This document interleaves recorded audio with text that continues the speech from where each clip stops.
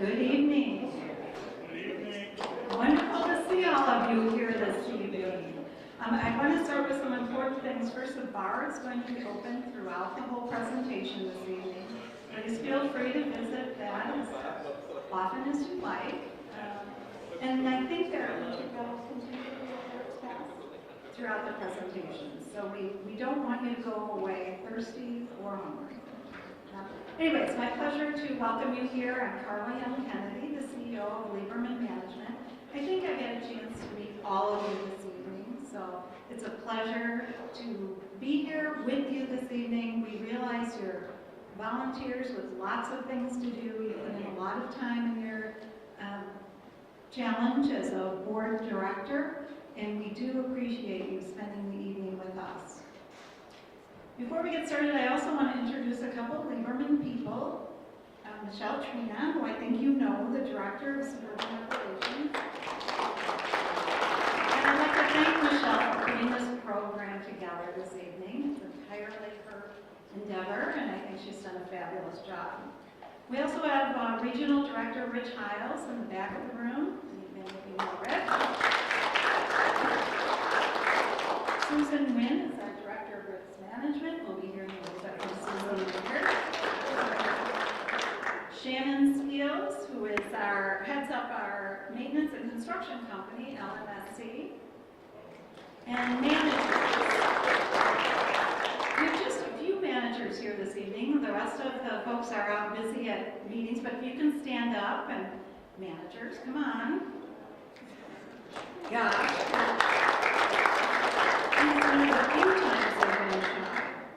Anyway, please call on any of us if we can assist you in any way this evening.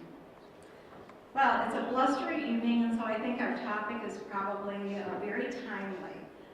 We want to talk about winter preparedness from a couple of different perspectives. Obviously, prevention for issues or emergencies is what we strive for, but it doesn't always happen. So we're going to talk a little bit about remediation, insurance claims, legal aspects of all the things that can happen with winter emergencies. I'm just going to kick the program right off by introducing Rick Giertsen, who is one of our in-good company partners, and Rick is the president of Giertsen Company, and he's been in the remediation business, I think, for 25 years. Is that right, Rick?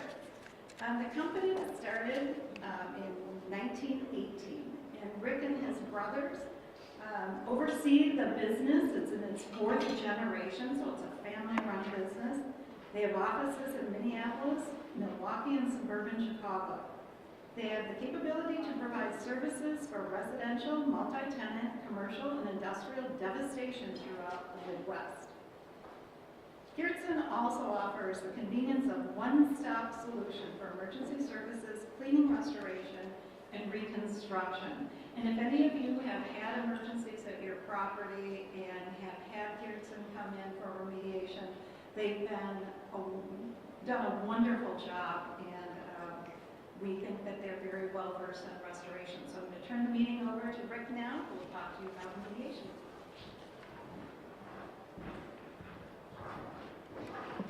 Thanks, Carla. Can everyone hear me okay? Yes? I'll take it as yes. Okay. Michelle asked me to talk about a couple of topics I'd like to discuss with you today. One of the first are how to reduce the risk of having pipe breaks at your location.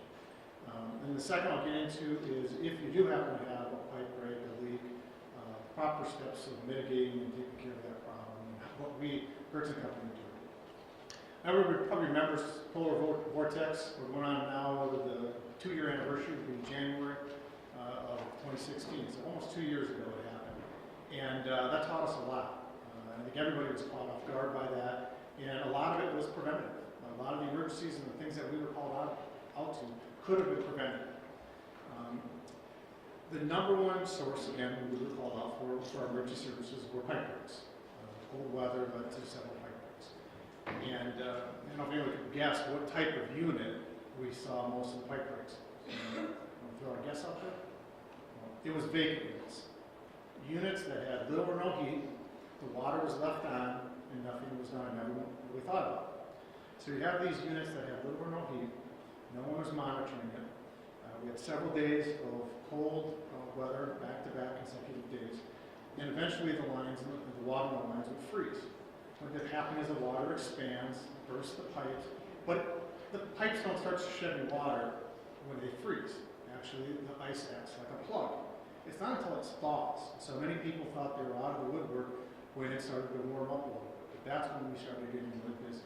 And warming up isn't 30, 40 degrees. It can be 10 degrees, it can be 15 degrees. But as that ice slowly melts and thaws, that plug comes out and water shoots all over the place. So, well, we'd get these calls of somebody coming home and noticing that the demising wall, flooring by the demising wall of the vacant unit was soaking wet. They would try for hours trying to mop it up, thinking this was a simple leak. It wasn't. So eventually we would get a call, but after maybe the fire department had to come out, the plumber had to come out, someone had to come out and shut the water. So the water in the vacant unit could have been 2 or 3 inches deep. So this is as simple as shutting the water off. So my first recommendation for minimizing the risk of broken pipes on the unit are locate, first of all, where the shutoffs are, so that somebody on the property knows how to shut the water off. And secondly, shut the water off on vacant units. And it could be simple as that. As I said, many of the calls that we had could have been prevented if the water to that unit had been shut off. Now, a lot of people I've been talking to tonight are saying, well, that hurts your business. Believe me, getting those calls one after another and sending guys out when it's 10 below zero was not a great time for us, and it was overwhelming. So if we can help you out, I hope that that's one way we can do that. The second largest source of pipe breaks were in common areas. So you've got lobbies, hallways, water closets, and the units have water closets where the shutoffs are for the units.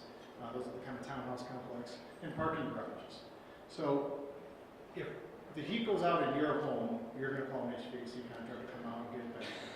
If it's in a lobby, people just made mention that, boy, it's cold in the lobby. Never really thought about it. Didn't do anything, and no one took any action on it.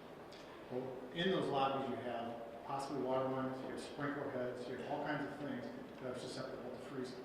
And again, the polar vortex really kind of shine a light on that, the need to maintain that. So my second recommendation for reducing pipe breaks is a proper inspection, maintenance program for your heaters in the common areas. One story I tell a lot about where this really magnified itself is in a unit that a building we did downtown in Highlands. They had known for, I believe, years that the heaters in the parking garage did not work or were insufficient. They didn't do anything about it. So what ended up happening, all the sprinkler heads broke, all the lines cracked. We had to come out and provide temporary heat for over a week so the work could be repaired. To get the parts for the heaters were 5 weeks out. So they had to rely, unfortunately they got lucky that the polar vortex broke at that time and temperatures got back to normal 10, 20 degrees above zero. So again, had they maintained that, done proper maintenance of that prior to the winter months, all of that problem could have been alleviated. So you do what you can to reduce the risk. You're not going to eliminate it. It can still happen. So if you have a leak or a pipe does break, as Carla had mentioned, you're likely to get a call or will get a call to come out, inspect your property, and see what needs to be done. Building materials can get wet. It's how do you properly manage that and what do you do with it? So as I like to tell a lot of people, you drive around here in the summer, see all the construction that's going on. It's not under a bubble. So building happens, things get wet. But again, what do you do to that wet building material? So what we do at Giertsen Co, we come out, and I've got some tools, I'll see if that works to show you, but we come out and do what we call moisture mapping. So we come out and assess the damage. We're often told that it's not that big of a deal. If they have on-site staff, they got to it right away. It's not a problem. We'll come out with some moisture meters and thermal imaging camera, and we'll show them that they're really incorrect. And again, they underestimated the extent of the damage and how fast water can migrate. Drywall, carpet pad is very porous, and it happens very fast. That water will start migrating. And it's as simple as just getting to it and knowing what you're doing. So we come in, as I said, moisture mapping, which is locating where the water is, where to come from, make sure that it is in fact the water's turned off, the source of it's turned off, and then start the process of removing the bulk water, removing building materials, concrete pad and things like that. Sometimes we'll have a little bit of pushback when a property doesn't want to open up what appears to be a perfectly good-looking lobby or a common area or even a unit, because they say, I don't see any wall. Well, we'll also do something we call exploratory demolition, to find out how is that unit, how is that building constructed. Does it have insulation in the ceiling, or multiple layers of drywall? And what might happen is it takes you a couple of days before it actually shows the visible damage, which is what we had happen quite a bit, because they didn't want to incur the cost of what's coming out just to look, give it a cursory look. So that all takes place. As I mentioned, we handle from the mitigation side. We negotiate with the insurance company for the coverage on that. We handle the reconstruction. So we don't come out and just try and say good luck. We can handle all aspects of the water damage claim. Again, so the big thing is how to reduce the pipe breaks, and if you do have a pipe break or any source of water intrusion, properly managing and maintaining and mitigating the loss of the water. Okay, so a moisture meter is something that we often use. It's simply something with a couple of pegs in it. People tell us it's not wet. I can put this in a wall. It makes a sound, it gives me a red light, it gives me a percentage of moisture. It's real easy for me to tell, but we'll have people say, there's no need to do anything. It's not wet. And I can simply stick that on the wall.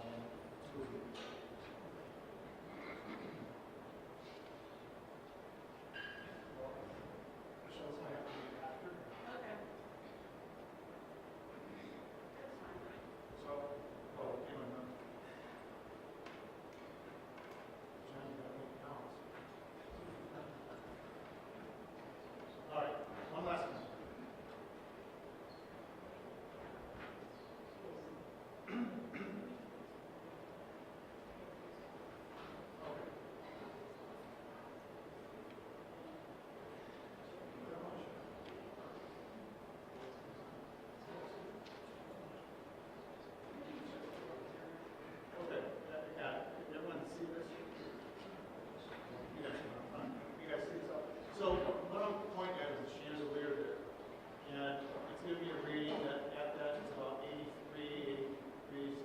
It's showing it's wider. You can see the circle on its dark. So this doesn't tell us something is wet, but it'll tell us if there is a wet area that we might be suspecting, because the wet area will be a different temperature than the dry area. If it was a hot water line, it would likely be warm. If it was cold water line, it would likely be colder than the surrounding area. So we use this. I can now say, well, let's get a ladder up here and take a look and see what's going on. We use this walking in townhomes, condos, and everything too, because I can quickly pan around and look for areas to see if it's wet. So I take that little moisture meter about 1 inch wide and try to stick every possible source. And so this gives us a way to zero in on an area that we may think has water, and we should take a closer investigation.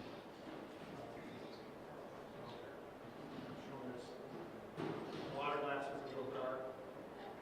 Chandelier is real bright. There's all kinds of colors. This one is what we use the most because it's the clearest, and I can make it all kinds of colors for me. This is probably the best. This is something, again, we'll come into the property and show them real quickly the areas that we have concerned about. If you guys want to see some more detail, give the world yourself. I'm glad to do that after the presentations.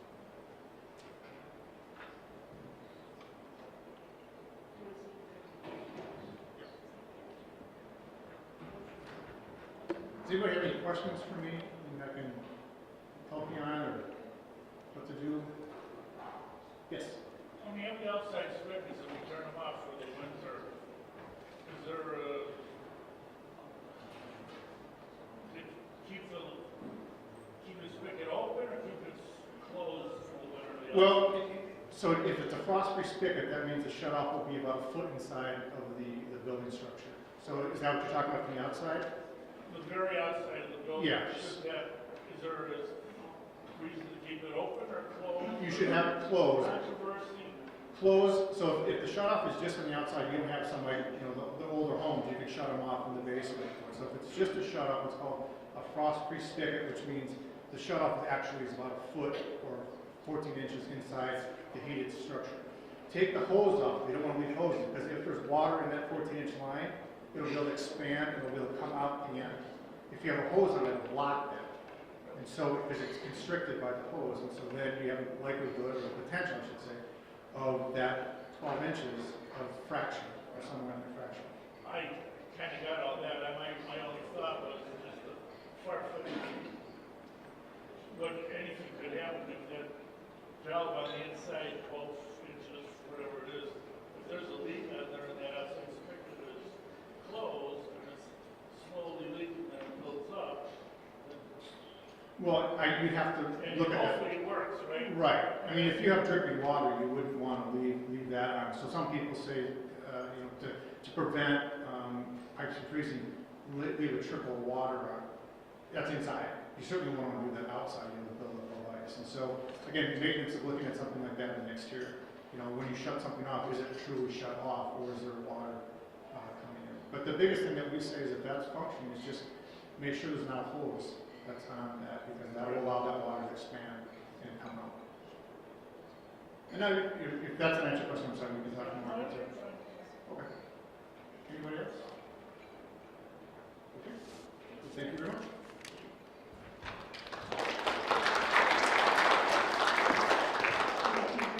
Next, we will be hearing from John Argento of Berry Roofing. Berry Roofing works only for condominium and townhome associations and has been operating for 52 years. John, whose father founded the company in '63, is the owner and president of the company. He also claims to be the only second grader in history that told his class he wanted to be a roofing contractor. I have to believe that. I think that's he is known for his accurate roof evaluations, which many associations use for long-term planning. The company has been installing siding since 1972 and does year-round repair work for nearly 600 associations throughout Chicagoland. John's here today to share what he's learned by specifically studying ice damming and other winter problems common to all of us who live through Chicago winters. Please join me in welcoming John Argento.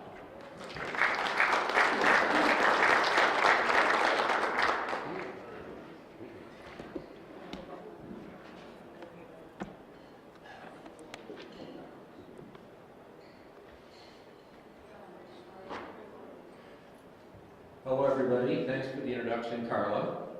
I'm here to see if I can make ice damming a little bit exciting, and if I can't, I might be able to save you some frustration and maybe save you some expense and some wasted efforts. I think most people know what ice damming is. Well, you will after today anyway. But a lot of people misunderstand ice damming. A lot of people think that it's due to a defect in the roof or that somebody did something wrong. If you have a fairly new roof, that's probably true, because most of the new roofs we install are designed to prevent leaks from ice damming. But if you have an older roof, there's a good chance that it may not be anyone's fault that this leak happened. There may be no defect to fix. So the first concept I'd like to show in this slide is the simple fact that shingles don't hold out ponding water. So what you see in this slide is that there was a big snow. The snow melted. The water, to some degree it melted. The water flowed down the roof and it refroze, and then there's more snow and ice on top of it. So what you see right in this area in here is that the shingles, I've sort of exaggerated this, the shingles aren't exactly sealed together. They're made for flowing water. So water flows right underneath shingles. It also gets underneath felt. And from there it can simply go into your house. Plywood is not going to hold water out because there are seams in the plywood. So in your packet, there is a little bit more complex diagram of this that shows some other things. I'm not sure if I really made it clear in my explanation. It makes it clearer here. Pardon? Good job. I think it makes it clearer here. I didn't say this. At the bottom, there's a dam. The water can't get out, and that's why the water is ponding at the bottom of your roof. So I'm going to stop real briefly and make sure I explain that pretty clearly. Does anybody have any questions just about what ice dams are and how they're formed? I didn't want to focus on that too long, assuming most people have some idea. Go ahead. Should we get the membrane installed on our roofs? Is there any light that those membranes are on the house? that's a really good question that I've never been asked. Most products in our business, if they're not exposed to light, last a very long time. I also think that your ice damming membrane is going to last longer than the shingles on your roof. Not just because the ice damming membrane is covered and doesn't face sun exposure, but also because the membrane, and I forgot the samples, I brought 100 samples of ice damming membrane that I'll go get after I'm done speaking. It's a product that's made of both asphalt and rubber. They found a way to blend those two products together. So that product will last probably 20 plus years. Any questions just relating to what this is and how it works, ice damming? Because I really want to jump into solutions right away. In my opinion, there's really only one solution for ice damming on shingle roofs, and that is ice damming membrane. And what this diagram shows, I'm going to try to make this bigger.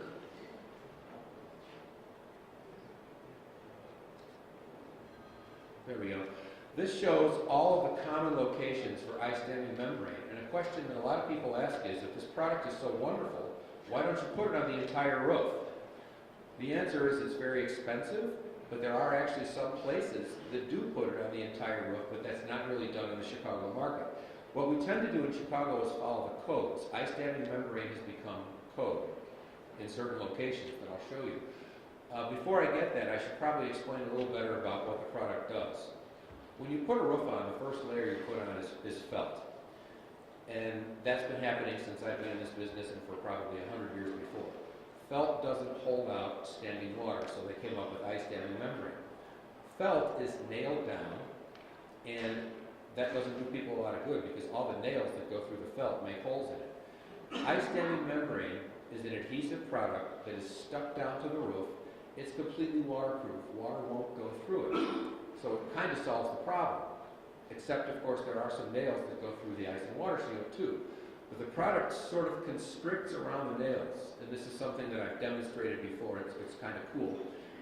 The nails that go through ice damming membrane, for the most part, don't leak. And the locations where we put it, I'm not going to get into too many technical details, but we usually put it 6 feet up from the gutters, which is this area right here. We put it 3 feet wide in the valleys, and that is pretty much required by code. The code isn't written exactly that way. Not all projects need 6 feet, but 90% of them do. We also choose to put it around all the roof penetrations that you see right here. I'm sort of showing you this one on the magnifying glass. Anything that goes through the roof, we call it a penetration. All penetrations get ice damming membrane around them after we install the product. Something I'm going to focus on is this area right here. This is not code, but we strongly recommend that associations get ice damming membrane up behind the siding, which means you have to take the siding off, which nobody wants to do because they're afraid it's going to damage the siding, and it's also an additional expense. And it's not absolutely necessary for every association. But if it is necessary for you, if you've had a history of leaks at the siding during the winter, then it's a really good idea. So, ice damming membrane is one solution. A lot of you may have also heard that if you have ice dams, you need to increase your ventilation and your insulation in your attic. And I'm only going to touch on this briefly. The theory is that the heat in your attic melts the ice and it makes the ice dams bigger. And that's a good theory, and it works to some degree, and you absolutely do need to make sure your ventilation and insulation are up to code. But unfortunately, it's really not going to solve. Let me fix this. That didn't help. Yeah, it's going off the screen. But you can still see the point that I'm trying to make. If you get the heat out of the attic, the theory is that you're not going to have as big of an ice dam because it's not going to melt as frequently. The problem is, in practice, it just doesn't work extremely well. So I don't consider that a really great solution. Next. This is a slide. If you want more about that issue, that's in your packet, but I'm not going to go over it at this point. And give me 1 second to make this picture look a little bit better. There we go. Another thing that works extremely well in taking care of ice dams is heat cables. Heat cables melt the ice The water can flow off the roof, especially if you run them in the gutters and down the downspouts. The problem with heat cables, our company doesn't even install them. Some municipalities used to not allow heat cables, and properly installing heat cables is very complicated, and that's why our company doesn't do it. You need to have heat cables that turn themselves on and off. They need to have dedicated electricity just for the heat cable, and they need to turn themselves on and off based on both temperature and moisture presence. By the time you design a system like that and install it, it tends to be fairly expensive. I have some associations that have installed heat cables successfully more cheaply, but unfortunately it doesn't follow all the rules to prevent fires and do things right, and that's why our company doesn't do it. My recommendation for heat cables is consider heat cables if you have a chronic area that you just can't solve the problems for. And then have an electrician design the system for you. Here's another thing that people really try to get into when they're trying to solve a problem with ice dams. People seem to think that ice dams are caused by their gutters. People feel that, I've had this complaint many times, we got new gutters and now we have huge ice dams. So another thing I want to stop you from trying to fix if you have big ice dams is your gutters. All these photos that you see, and I'm going to make them a little bit bigger. Oops.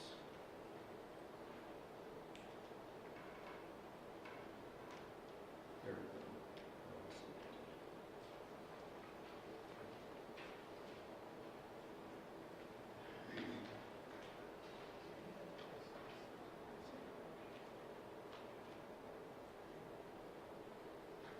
There we go. I hope that was worth it. We had one winter when we got caught, unfortunately, and I've actually seen this before, but this was the best example. We got caught with some buildings where we didn't finish the gutters. And it gave us a great chance to prove that gutters make almost no difference in controlling ice dams. If your gutter is mispitched and we pitch it right, it's not going to solve the problem. If we give you bigger gutters, smaller gutters, or completely remove the gutters, and this is the one that nobody believes me on, but it's true, and hopefully these pictures prove it. Completely removing the gutters doesn't change anything. The ice dams are still there, and I think the best example, all the pictures on the left side, I think this is your left as well, all the pictures on this side have no gutters, and all the pictures on this side have gutters. And you'll notice that the icicles are the same or similar, and in this picture down here, you see that this giant ice dam is still formed even though there's no gutters. So you can't stop ice damming by doing anything with gutters. Really, the only effective solution is ice damming membrane, as I was saying. And remember that the ice damming membrane does not stop the ice dams from forming. It only stops the water that gets trapped from getting inside your unit. The other thing I wanted to explain to people, and this is another one we get, if you do have a new roof and you're satisfied you've got ice damming membrane, it should take your incidence of ice dam leaks down substantially, probably over 90%. But it won't stop all your leaks, and I want to explain why. If you'll notice, this sheet of ice here goes significantly far up the roof. That entire sheet of ice has water underneath it. And at the very bottom, shown in the lower picture here, that water has no place to go. You've basically got ponding water up your roof. And if you go back to this first picture, sorry, the second picture, okay, fine, the third picture. If you don't have ice damming membrane, it's not going to stop the water from getting in. And I wanted to say this thing in front of as many people as I could because I got a million calls from everybody who got a new roof and wants to know why it leaked despite the fact that they got ice damming membrane. So I'm going to zoom ahead here. Don't think you need to hear about that one, because I've already shown it. I want to explain what we do when you do call us in the wintertime. Regardless of whether you have a new roof or an old roof, we can do something to stop leaks from ice damming. Now, I told you before that there's no defect to fix in most cases. It's just a phenomenon that happens. That's true. But if you're in the middle of a big leak or we have a big ice damming season, there are things we can do. What we usually do is we remove the snow. We chip away the ice to the degree that we can. We spread salt, and then we cut a little trough to let the water that melts from the salt get off your roof. Generally, when we do this, people have almost instant stopping of the water. So this does work. But generally, not only can we not see anything on the roof to fix it, but there's really also nothing to fix. So when you decide to call us to do something about ice dams, keep in mind that it's a temporary solution. We're only going to stop the problem temporarily by getting water off of your roof. So I won't go too deeply into this, but I supplied Lieberman with a little flow chart to decide whether or not it's even worth it to call a roofer to come out to do this. And the other thing I want to say is that, I'm going to go to the next slide, if you catch this early enough, if we have an 18-inch snow, don't call a roofer, call anybody, call LMS Construction, because to be frank, really blunt with you, roofers are the most expensive labor you're ever going to find. And if you take one of these snow rakes, which you can use from the ground, and pull the snow off the roof, and I don't think you should do this for every storm, but I think if we have one of those giant snows, it makes a lot of sense to get a snow rake, pull the snow off the roof so that it doesn't melt and cause this problem. And don't hire a roofer to do it because it's not necessary.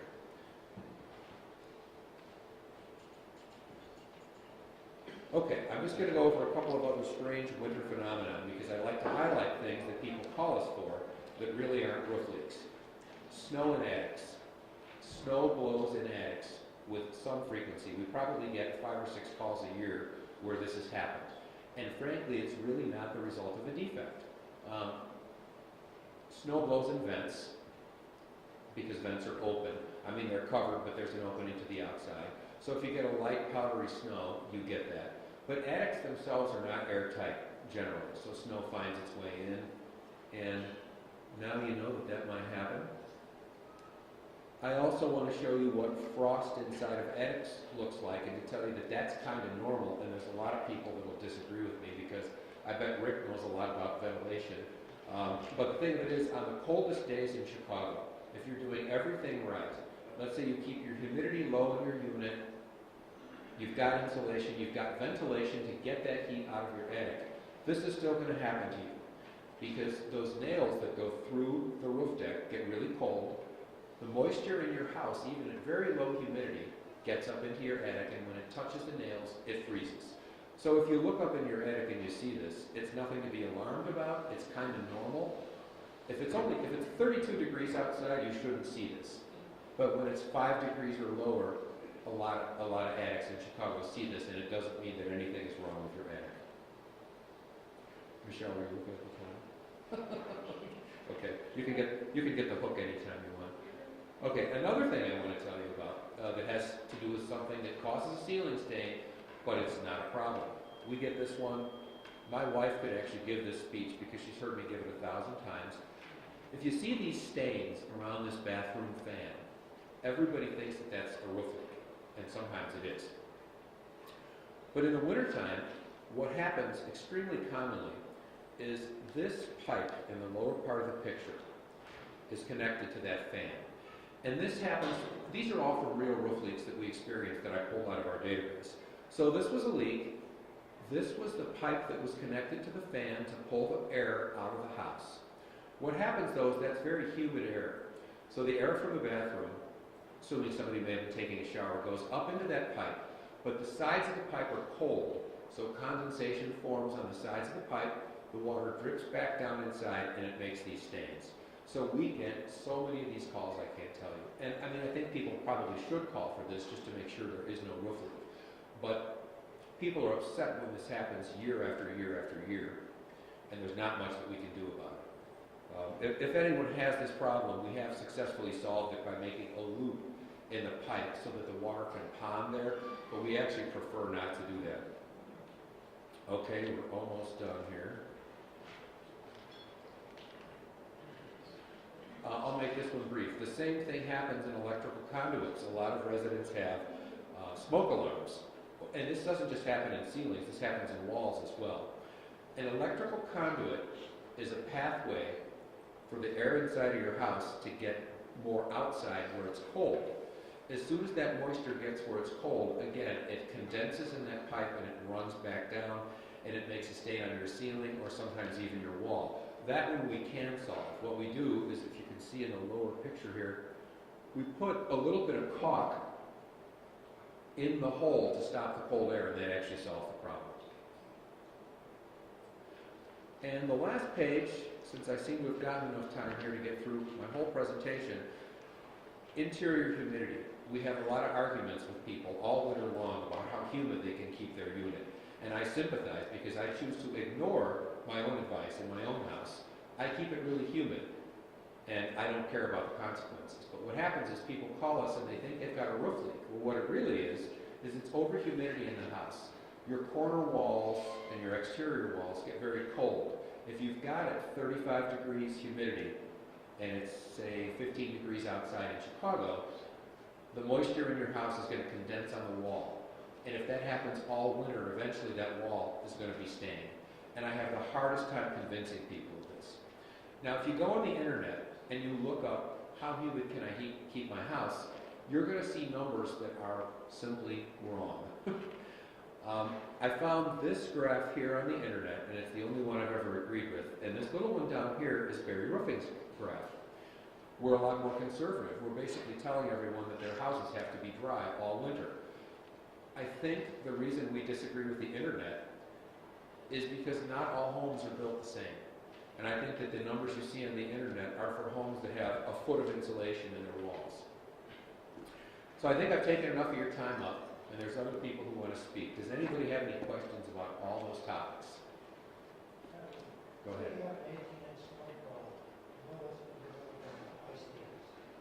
Can you say that again? I couldn't quite hear you. Let's say you have 18-inch snowfall. So you know that's going to develop in ice days. At what point, how quickly should you have an economic break loose? I think you should do it right away, or almost don't do it at all. Do it as soon as you can, or don't do it at all. The other thing you got to keep in mind is that I think it was 2 years ago. We never had an 18-inch snowfall, but it was one of the worst years we ever had for ice damming. And the reason that happened is because we had 3 or 4 to 6-inch snowfalls, and they never melted. They melted a little, and they built up. We got more, and it built up. It was one of the worst years we had. So when you get an 18-inch snowfall, if they're predicting 40-degree temperatures a few days afterwards, and that's sustained, don't break the roof at all, because the snow will melt all at once and it'll come off. Any other questions? What can you say about a north-facing roof that's pitched lower than the sun in the winter and it never gets any sunlight? It's still freezes. It still damps, did you say? I would probably tear off that roof. I would probably tear off the adjoining siding if it has it, and I would completely cover it with ice damming membrane so it doesn't leak. But I don't think you can prevent those dams from forming. This is above our 4 garages as well. So I don't know if we can do it. This is something I could also just give you my business card and we could discuss. I mean, we make custom solutions for people because that's kind of necessary with this. We did put the membrane down, but I don't know if we can open the garages. Well, a lot of times people don't do it over garages. I will. But I'll come and give you my business card afterward. Any others? Okay, got the hook. Okay.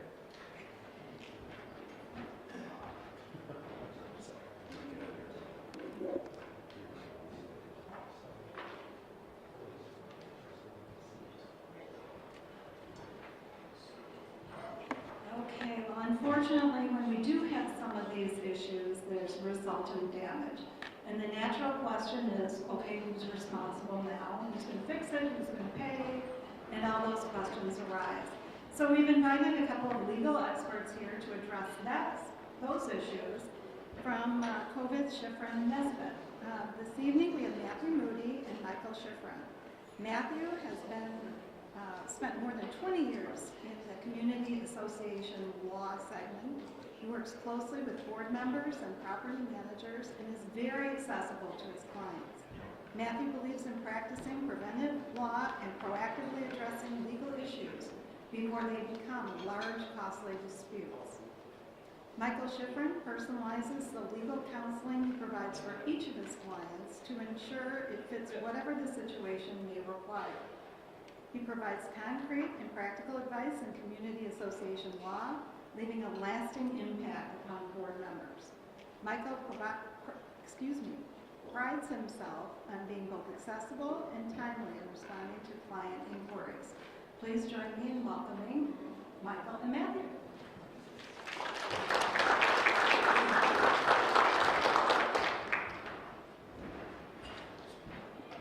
Thank you very much. And I'm Matt Moody.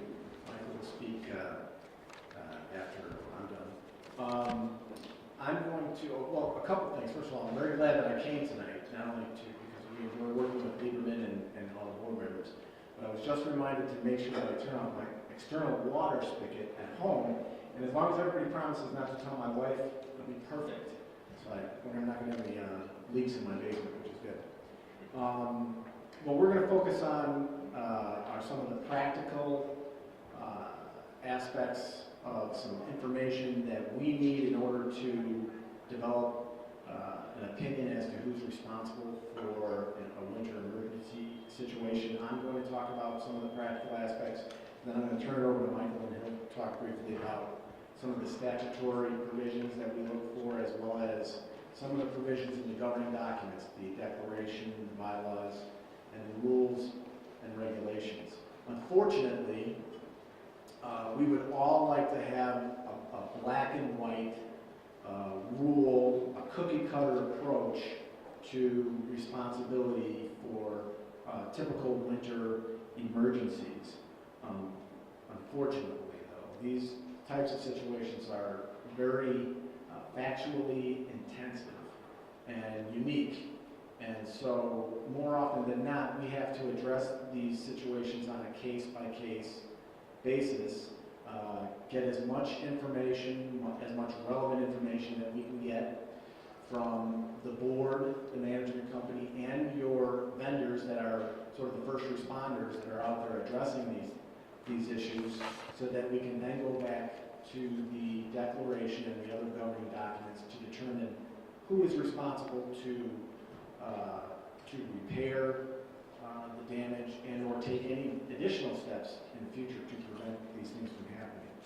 So what I'm going to focus on are some of the initial pieces of information that as board members you want to remember to ask your vendor possibly to accumulate this information as they go along. And it's difficult because these are generally emergency situations, so it's hard to think about what's going to happen in the future, but the more we can document the situation at the very beginning, the better our legal opinion will be with respect, the more accurate our legal opinion will be with respect to who is ultimately responsible. So we look at several things. We look at, we ask that the vendors and the manager look at the source of the problem, and then we want to look at the cause of that problem. We want to identify the type and the extent of the damage, and then look at the remedies that are available, at least preliminarily, and then long-term.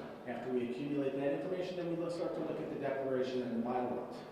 As far as the source of the problem is concerned, what we ask is make every effort to precisely and specifically identify the location of whatever that source of the problem may be, whether it's a pipe burst, frozen pipe, or whether it's an ice dam, or whether it's a window that is not functioning properly. But to the best of your ability, with your team, try to specifically identify the location and the source of that problem.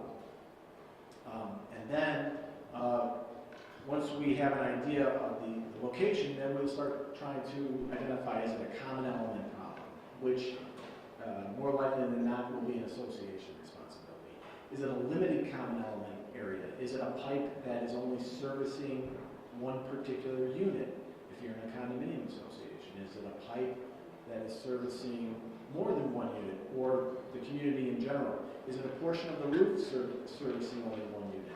So we need that information in order to identify which category the source of the problem falls into. And then ultimately, and in many occasions, the source of the problem may be on the interior of the unit. So it's very important that you remind your maybe on-site maintenance personnel or anybody who was there initially to try to identify the location and the source of the problem. We then start to look at what's the cause of the problem.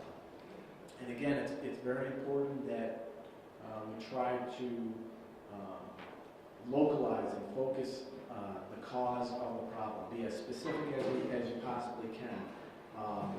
I know that we were talking about exploratory investigation, at least initially. That's very important. If we can identify, or you can tell us what the cause of the problem was, that will definitely help us in terms of legally analyzing who is responsible. Was it an act of God? Ice damming, for example, may be considered, at least certain phases of it may be considered an act of God or nature. It happens. Is the cause of the problem unit owner or association or third-party negligence? Was it something that somebody knew about or should have known about and didn't take any action, and as a result, you had a burst pipe or a leaky roof or a leaky window? We have many instances, as a lot of you may have experienced, where people shut off their furnace. They vacate, you have a vacant unit. They do all types of things that may cause the water or the damage to occur. After that, we want to identify, okay, what type of damage are we looking at? Is it property damage? Usually it is property damage, but there could be the possibility of personal injury damage as well. So we want to identify all of the damages as a result of the problem. We want to try to identify, are we looking at structural problems? Are we looking at cosmetic damage?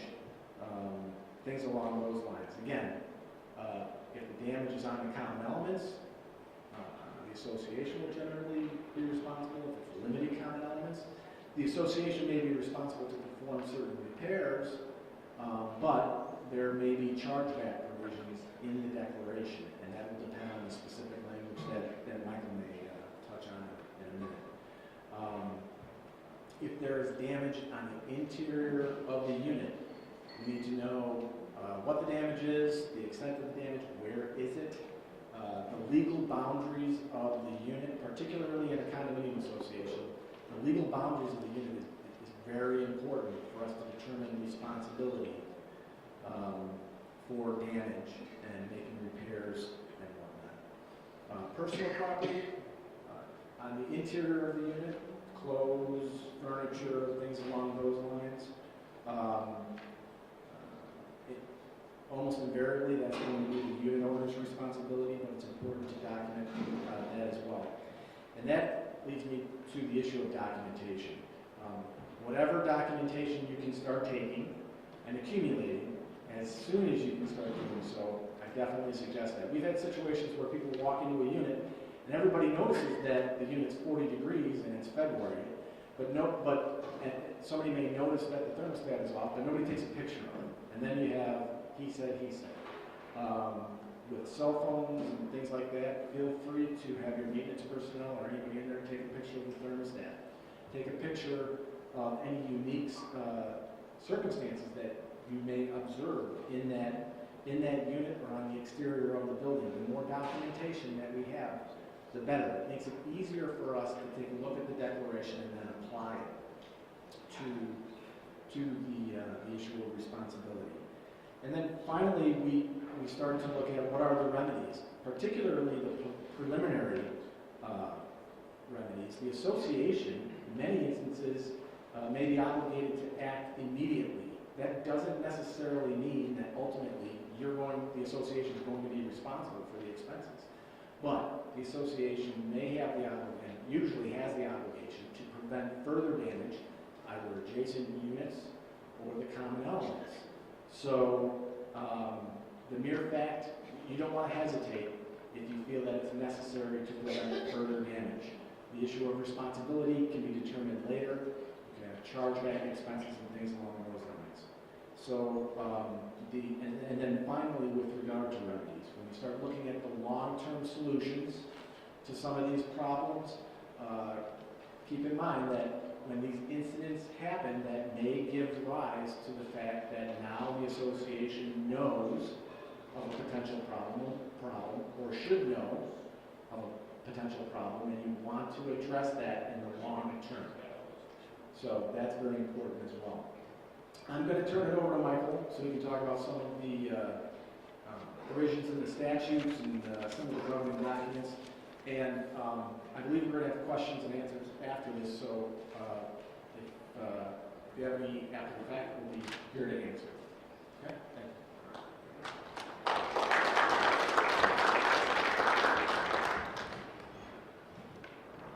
Good evening. My name is Michael Shifrin. I'm with Kovitz, Shifrin, Nesbit. Matt covered a lot of the major topics, so I will try to keep my comments short and brief and precise. I want to thank Lieberman for having us here tonight. Appreciate it. This is a wonderful event. It's also great to see so many board members here.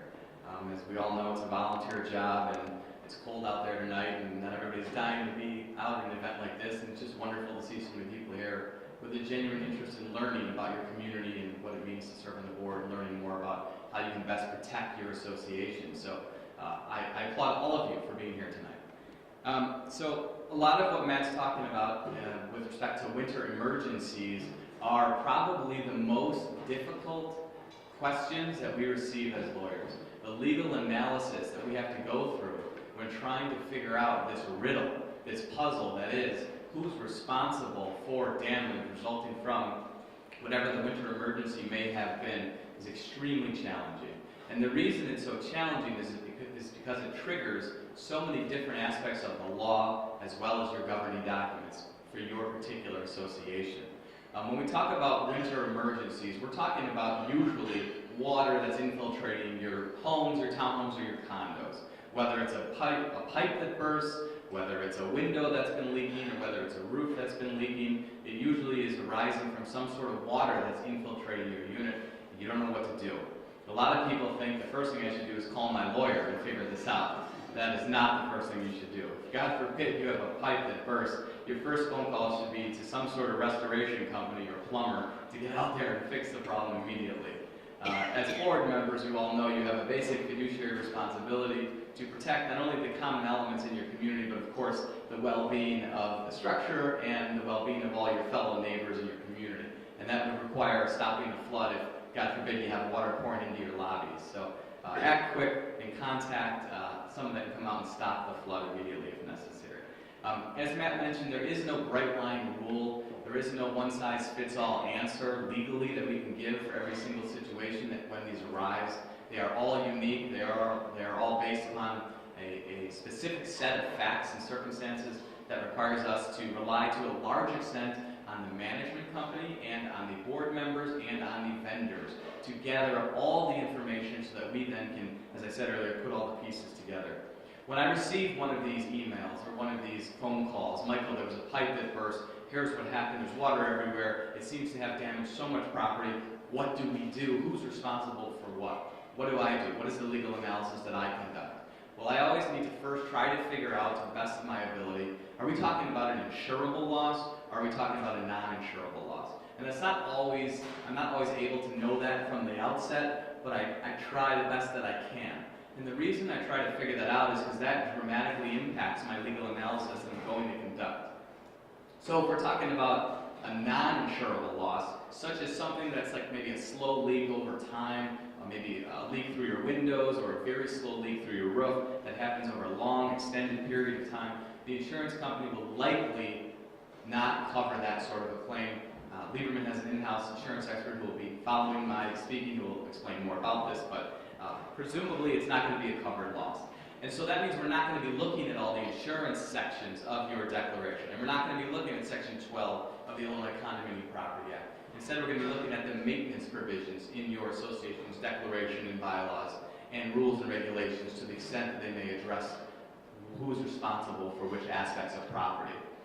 As you all hopefully know, your association, and this is just general terms I'm about to tell you, but again, each document is specific. Your association is normally responsible for your common elements. Your unit owners, of course, are responsible for the interior of the units and any other aspect of property that's considered a unit.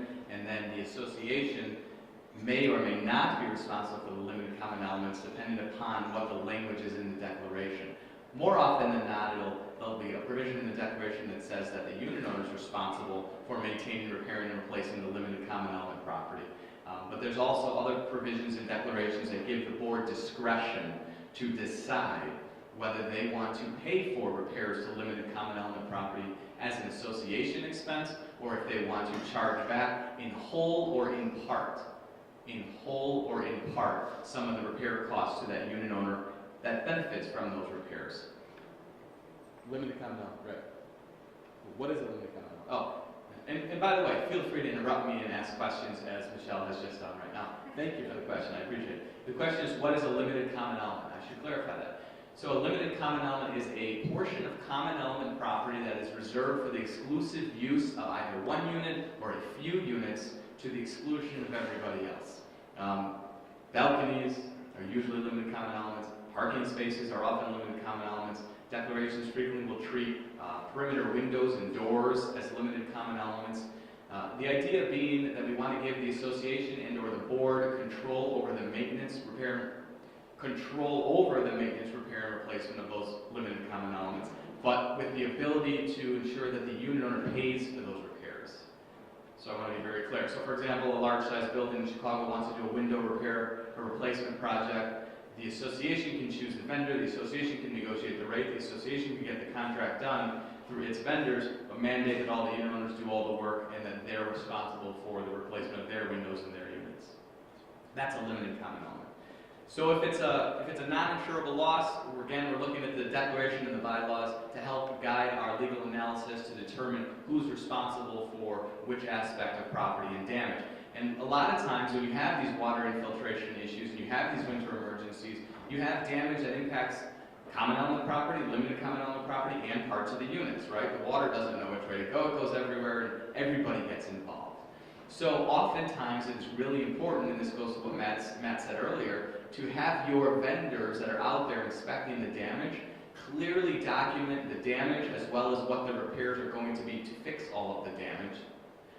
And more specifically, what is the exact cost for each step of the repairs that need to be performed to fix the damage? Because as lawyers, we're going to receive a copy of that repair proposal, and I'm literally going to want to go through the repair proposal line item by line item and try to determine if that portion of work is to unit, or is it to a limited common element, or is it to a common element, so that I can then help advise the board in determining how much of the repair costs are the association's responsibility and how much of the repair costs are the unit owner's responsibility. So the devil is in the details. It's always very important to focus on the details and ask your contractors to give you a very detailed repair quote. Yes, ma'am? Okay, we had a situation where a townhome unit owner had a leak, and it was thought to be through investigation and research. It was found that it was PVC pipe in the bathroom in the ceiling. Okay, is this a chargeback to the unit owner, or is the association responsible for a payment to get this fixed? So- I thought the association is responsible for what's in the walls and out and the exterior of the house. And the unit owner would be responsible for the second painting of the walls and everything else in the unit. The second paint. The painting, Painting. you know. Oh, paint the from primer, the right. paint- From the paint on, the unit owner would be responsible. So some of what you're mentioning right now about the paint, the primer versus the finished surfaces generally applies to condominium associations. And I'm wondering if your townhome association has been subjected to the Condominium Property Act, even though it's a townhome association in structure. Do you know? And if you don't know, it's okay. So there's a lot of, and that's okay. And that's why this condo. So there's a lot of communities out there that, and if you riding your bicycle down the street, you would look and you would say, that's a townhome association, right? It looks just like a townhome. It has a garage, I can pull in, it's got an own little personal walkway to the front door, it's got to be a townhome. When in reality, legally, it's classified and treated as a condominium association. The word condominium you may find in the name of that association, and it's been subjected voluntarily to the Illinois Condominium Property Act in the language in your declaration, in which case you're actually bound by the Condominium Property Act, and the analysis that we would conduct would be in accordance with the Condominium Property Act as opposed to the Common Interest Community Association Act if your budget exceeded $100,000. And I probably confused you. Just judging from the face, look on your face, I've lost you already. I do apologize. No, where I want to understand is, would it be the declarations that would provide The answer? to pay it, or would it be the homeowner's responsibility to pay this? Sure. So whatever. I'm much younger than Michael. I can answer it. Now, it would depend upon the specific language of your declaration as to whether or not there's a chargeback provision for the limited comment. Okay, so Yeah. that's something. What I was going to say is when we conduct the legal analysis, it's really kind of a two-step analysis. Step one is let's classify the property that is malfunctioning, that is causing the problem, or that is damaged. And then step two is let's look for provisions in the association's declaration that address maintenance responsibility. And they do that in accordance with that classification of property. So to Matt's point, what he was saying is he was jumping to step two, and he was saying, is there a provision in your declaration that authorizes the board to charge back repairs for limited common element property to that particular unit owner? If in fact what we're talking about, the property that we're talking about in your hypothetical, is classified as limited common element property. Does that make sense? Okay. Going back to what I was saying. If after we receive all the information and facts from the manager or the board, and we determine or we feel like this has been an insurable loss, something sudden, something unexpected, a burst pipe, for example, something that happens catastrophic, generally will be covered by an insurance policy, in which case our legal analysis will focus more so on the insurance provisions in that association's declaration, as well as if it's a condominium, for example, we'll look at Section 12 of the Illinois Condominium Property Act, which sets out how insurance is addressed in units and in condominium associations. As you can imagine, if there's a water infiltration or a winter emergency in a large high-rise condominium building, there's going to be damage if it's a major catastrophe that impacts common element property, limited common elements, and the units. So it's going to be difficult to determine who's responsible for what, but we're going to have to sift through all that. What often happens is unit owners and the condominium association end up filing claims against their insurance carriers if the extent of damage is large enough. One thing I'd like to point out, how does a board of directors make that determination? I often get the question, Michael, should we file an insurance claim in this situation? Is it worth filing the insurance claim? How do we know if we should or not? Well, two very important factors to consider are, number one, what is the extent of damage from that particular catastrophe? How much are you looking at in out-of-pocket costs to repair the damage? As opposed to, and compared to, number two, what is the insurance deductible on your policy? If you have a $10,000 insurance deductible and you have $8,800 in repair costs, you shouldn't be filing your claim, of course, because you're gonna just eat up your deductible and end up paying it out of pocket anyways. But if you have a $10,000 deductible on your insurance policy and you have $25,000 in damages, then yeah, it makes more sense to file the claim with the insurance carrier for coverage. Assuming you do file the claim, how am I doing in time? Assuming you do file a claim with your insurance carrier, and I'm talking about the association's insurance policy right now, in your condominium association, Section 12C gives the association some options with what to do about the insurance deductible that the association has just had to incur, has just had to pay out of pocket. If, for example, Unit 12 left their heat off and the pipe burst and water spilled all over and damaged a large amount of common element property for which the association was responsible, and the association filed a claim against its policy, and it had to incur $10,000 out of pocket, in filing that claim, because that was its deductible, what can it do with that $10,000? Because the association wouldn't have incurred that $10,000 expense but for the negligence of the unit owner in Unit 12 who failed to keep the heat on. So what can the association do? There's three options. Section 12C of the Condo Act gives a board of directors. Number one is, I guess, in my hypothetical, if the association's feeling extremely charitable, friendly, and nice, it can pay for that deductible as an association common expense. In my hypothetical, it's likely never going to happen. I've seen all of you, I've worked with all of you, and you always want to charge it back to whoever caused the damage, so it's probably not going to be that. Option number two is just that. After providing notice and an opportunity for a hearing to the unit owner from whose unit the damage originated, in my hypothetical Unit 12 owner, the association can charge up to the deductible amount back to that unit owner. So the $10,000, if there's a $25,000 loss and there's a $10,000 insurance deductible, and it's because Unit 12 didn't keep the heat on, the association can charge the $10,000 back to Unit 12 after notice and an opportunity for a hearing. And I've been at these hearings, and they're not fun. As you can imagine, the unit owners are not too pleased to be there and be facing the possibility of a $10,000 charge against their account. But it's lawful, it's legal, and it's appropriate as long as the association provides notice and an opportunity for a hearing. And then the third option is to split the cost of the insurance deductible between the impacted unit owners. So for example, if there was no obvious negligence and just there was a pipe that burst and it impacted 4 units, let's say, and it damaged 4 separate units, the association filed a claim against its policy. The association's board could choose to equally divide the deductible $10,000 up between those 4 units, $2,500 a pop if it wanted to.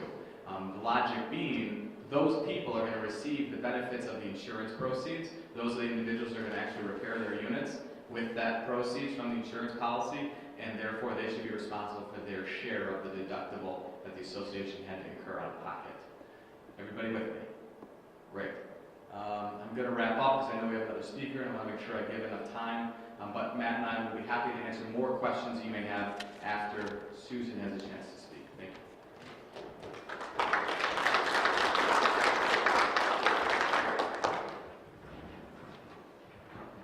So Susan Wynn is our in-house insurance expert, and she is going to discuss commonly asked questions regarding water claims procedures. So we've had plenty of experience with this. I think all of you have had water claims and issues, so I'm sure after we wrap up there'll be lots of questions. Please feel free to ask questions after Susan's presentation because you have a panel of experts here who can certainly address anything you have in mind. Thanks, Carla. My name is Susan Wynn. I am the risk manager for Lieberman. I've had 3 water claims this week, so I'll talk a bit about them. First things first, when you have a big water issue, especially in a condominium, take care of it. Remediation is job 1. You want to make sure that you limit the damage that takes place. I think it's great to call a remediation company. If you have on-site maintenance, know what their limits are. Because certainly your on-site maintenance man may be great with the shop vac, but he may be way over his head, and you may increase the damage by thinking that your maintenance person would be able to do that. Sudden accidental losses are generally covered under your insurance, and the cost that it takes to remediate is covered under your insurance. So go ahead and call out your remediation company, call Giertsen, have them come out, and if they come out and they pull up carpet, they're coring your drywall, they've got dehumidifiers in there, that's going to be covered as a part of your insurance claim. Now, we did talk a bit about strange leaks, things that may or may not be covered. After you take care of the water that's cascading down your walls, and then you've got questions, give me a call. Let's go over it. Are you a condo? What are you responsible for? Are you a townhome in name only, or are you a townhome that you're a joined house? we can look through your declarations and give you some ideas on, hey, this is what your declaration says. Here's the definition of your unit. Here's what your declaration says about your pipe. And then move on from there. I know that when you come to your homeowners and through no fault of their own, suddenly they've got water coming through their ceiling. I can tell you homeowners never want to file their own insurance claims. But know that the way at least the condos are insured, everybody insures their own property. Your association is going to come in and do the remediation, and then the insurance may deliver that unit to them as a white box up to the primer code. There are some items that the association may be responsible for. For instance, if you're a newer condo, you may be responsible for, as an association, to replace as a developer base level. And what that is okay, the developer put in white hardwood floors, white oak hardwood floors everywhere. So that association may, as a part of that insurance claim, be responsible for the replacement of that developer finish. Now, upgrades, remodels, those aren't insured as a part of the association. Those are things as part of your claims I can help you go through, and that we can take that step-by-step process, letting your homeowners know, hey, this is where we're coming from, this is why the insurance company will more than likely do this, and this is why we want you to file an insurance claim. As always, I'm here as a resource for you. If you have questions, call me. I answer my phone. Let's talk about your issues. Let's go through your declaration. After you do the cleanup, let's talk about how your insurance is going to address it, because every property is a little different. Condo Act, while it supersedes things, your declaration may specifically outline items that are covered differently, and your insurance company is going to look to that to figure out how they're going to cover it. And when it comes to renewal time, I do insurance comparison. Even if I'm not quoting you, give me a call. Let's talk about your insurance. We'll make sure that you're covered. And I'll be here for questions. Thanks very much.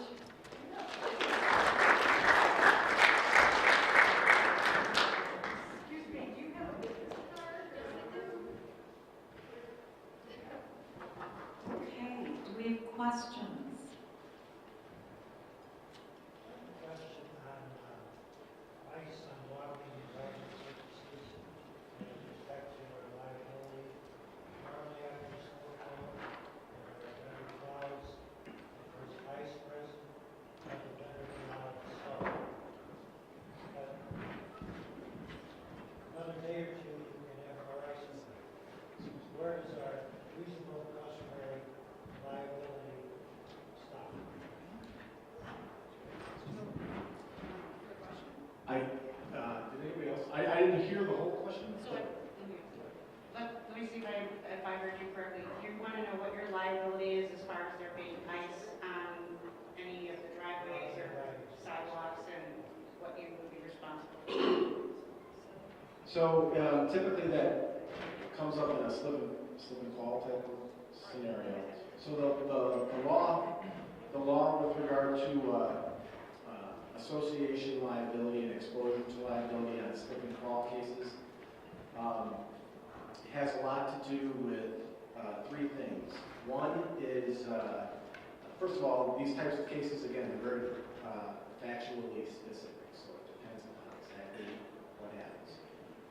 It also depends a lot on whether the incident occurred as a result of a natural accumulation of ice or snow, as opposed to an unnatural accumulation of ice or snow. So, and that usually occurs when somebody either moves it, or possibly accumulates as a result of a building defect, things along those lines.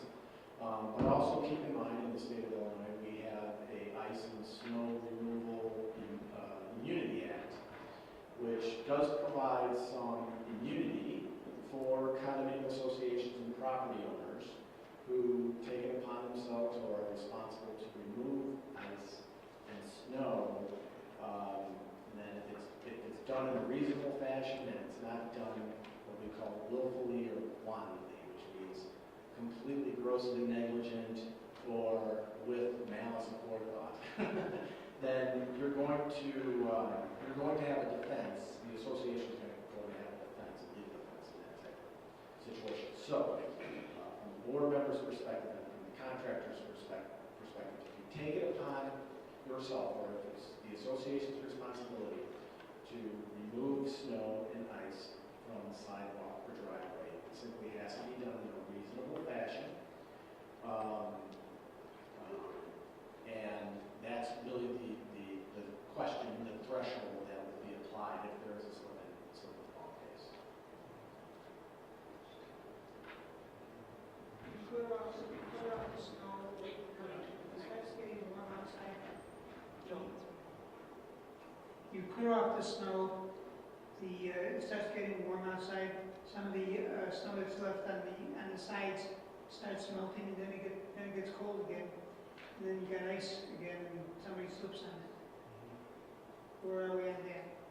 That may very well be a natural accumulation of ice. And that's what the question would be. Is it a natural accumulation versus an unnatural accumulation? So they would look at the temperature, they would look at what exactly the surface was like, but what you're describing sounds like it may be a natural accumulation of ice because it's snow melting and then subsequently freezing.